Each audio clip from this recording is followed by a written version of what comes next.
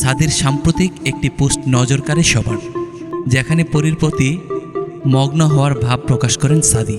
সেই সঙ্গে পোস্টে পরীর প্রতিক্রিয়াও ইঙ্গিত দেয় আরও গভীর কিছু। দরজার আড়াল থেকে উকি দেয়া একটি মেয়ে পুতুলের ইমোজি জুড়ে দিয়ে মন্তব্যের ঘরে লেখেন, ওহ বাস, দুজনকে নিয়ে গুঞ্জন ডানা মেলছে বাতাসে। এই ব্যাপারে 10 ফেব্রুয়ারি একটি সংবাদ মাধ্যমকে শেখ সাদি বলেন, তেমন সিরিয়াস কিছু ভেবে দেইনি। এরপরও সবাই যে এত সিরিয়াসলি নেবে তা ভাবতেও পারিনি। তবে এখন থেকে ফেসবুকে কিছু লেখার আগে অবশ্যই ভাবব। আমরা সহকর্মী, একসঙ্গে কাজের পরিকল্পনা চলছে, এর থেকে আর বেশি কিছু নয়। ক্যাপশন সম্পর্কে জানতে চাইলে তিনি বলেন, চ্যাট জিপিটির কাছে ক্যাপশন চেয়েছিলাম, সেখান থেকেই এ ধরনের একটি বাক্য পেয়েছি। তারপরেই জানতে চাওয়া হয় গায়কের কাছে, চ্যাট জিপিটি কি আপনার মনের কথা বুঝে গেল? হাসতে হাসতে শেখ সাদি বলেন, বিশ্বাস করেন চ্যাট জিপিটি বেশ স্মার্ট, কিন্তু বিষয়টি এমন নয়।